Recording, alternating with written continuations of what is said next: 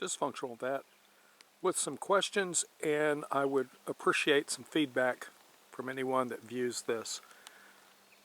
If you find this topic interesting, please share it with others and ask them to comment in the comments section below. I'd really like some feedback on this. If you're watching this, you know that I make content and put on YouTube. You also know that I have a comedy routine which is designed to appeal to the intellectual. Many of the comments that are made are direct quotes from historical characters such as President Kennedy, Neil Armstrong, a couple from Buzz Aldrin,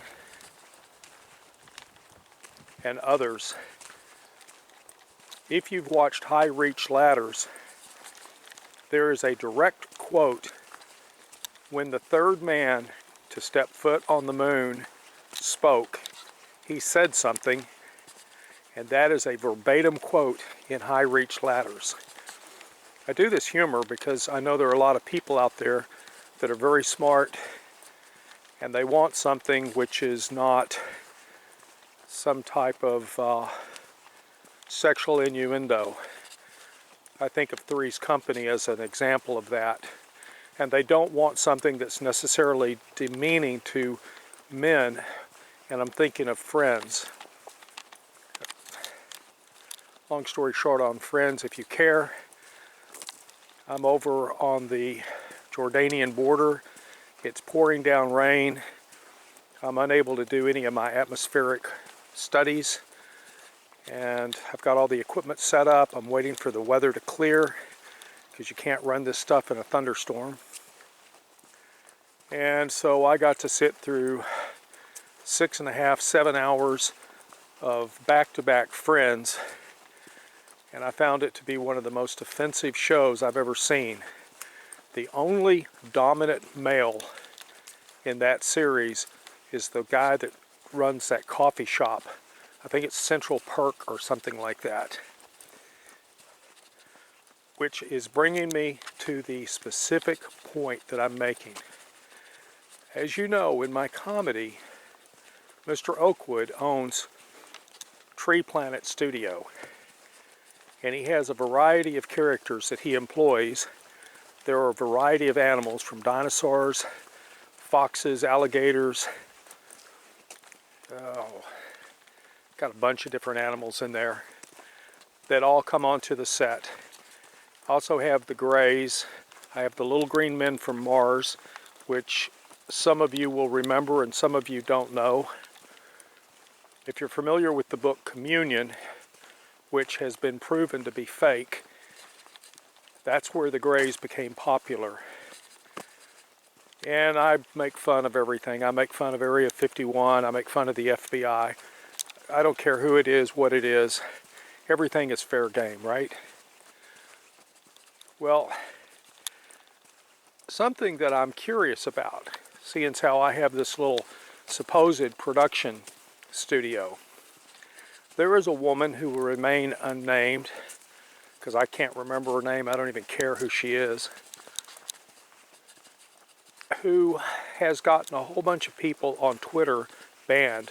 The Quartering, Yellow Flash are two big names that you may recognize, but I'm sure there's a whole bunch of others.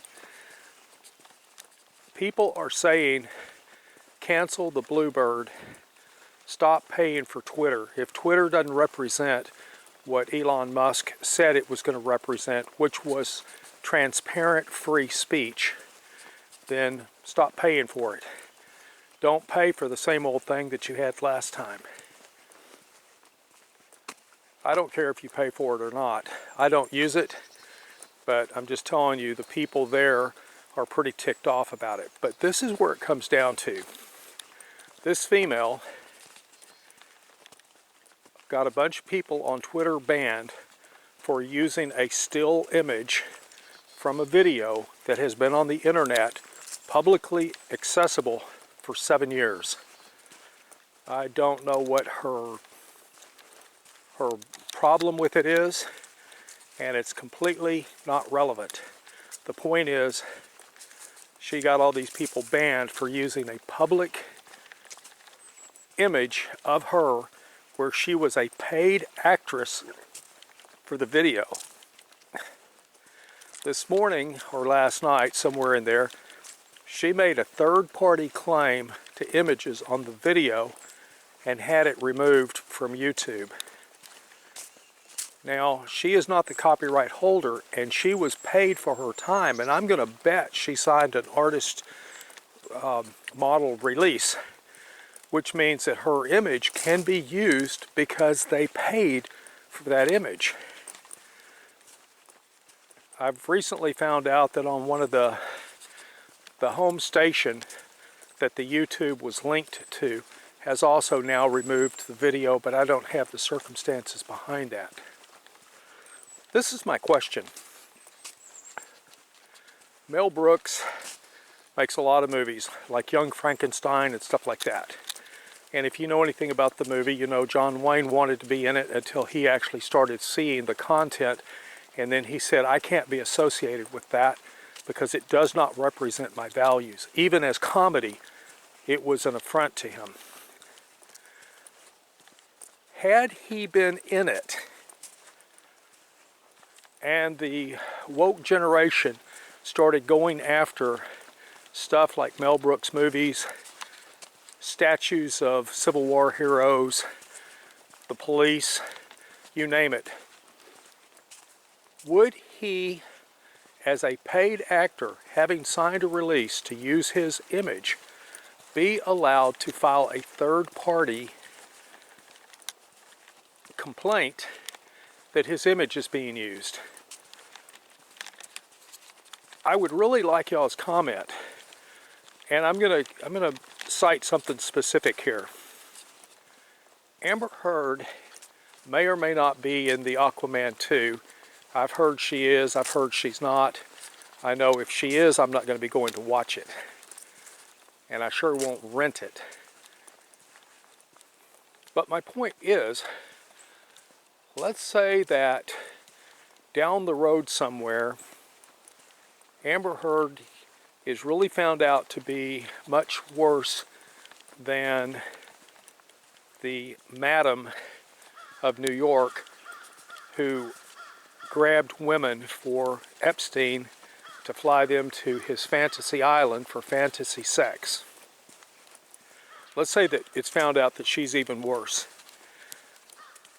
And let's say that there's an up-and-coming actress in that who does not want to be portrayed side by side with Amber because she's concerned about the backlash, because it turns out that her and Amber were really close on the set. They have not maintained any type of friendship since, but on the set, they were sort of like the Bobbsey twins. You see one, you see the other, just because they enjoyed each other's company.